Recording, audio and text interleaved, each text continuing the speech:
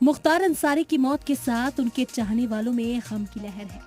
मुख्तार अंसारी का इंतकाल भले ही हो गया हो, लेकिन सियासत में वो अभी भी जिंदा है। पूर्वांचल में साबिक एमपी मुख्तार अंसारी को खराज अकीदत पेश की गई, लेकिन वहीं ये कयास आराइयां हैं कि इस बहाने वोट बैंक मजबूत करने की जद्दोजहद बादस्तूर जारी है।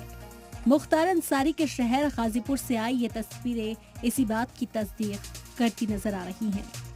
मुख्तार अंसारी की मौत के फौरन बाद जिस समाजवादी पार्टी ने सबसे पहले खराज अकीदत पेश की, उसके सदर यानी अखिलेश यादव शोक जताने और परिवार के साथ दुख दर्द बांटने मुख्तार अंसारी के घर भी पहुंचे। अखिलेश यादव ने मुख्तार अंसारी के बड़े भाई अफजाल अंसारी समेत फैमिली के हर मेंबर से मुलाकात की। अखिलेश ने मुख्तार अंसारी की फैमिली का दुख दर्द तो बांटा ही, लेकिन इसके साथ ही मुख्तार अंसारी के मौत को भी सवालों के घेरे में खड़ा कर दिया। अखिलेश यादव ने कहा कि परिवार ने जो सवाल उठाए उनकी जांच हो, मुख्तार अंसारी के साथ इंसाफ हो, मुख्तार अंसारी मामले की सच्चाई सामने आए। मुख्तार अंसारी की जो छवि है वैसी नहीं है। मुख्तार अंसारी परिवार ने इस मुल्क के लिए ताउन दिया है, सरकार उनके ताउन को छुपा रही है। जो घटना हुई है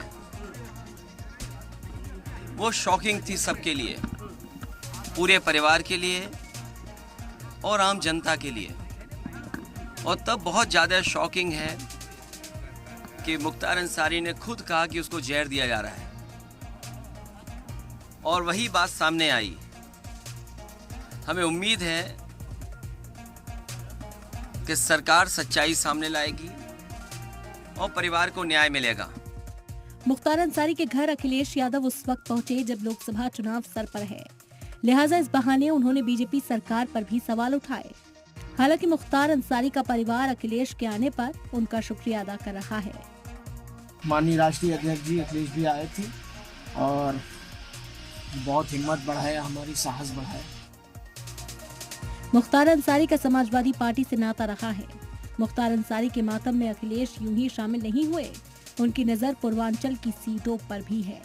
अखिलेश का पूर्वांचल की 17% मुस्लिम वोटों पर नजर है। पूर्वांचल में 28 जिले आते हैं, जिनमें 83% हिंदू हैं और 17% मुसलमान। इनमें भी ज्यादा मुस्लिम आबादी वाले 5 जिले हैं।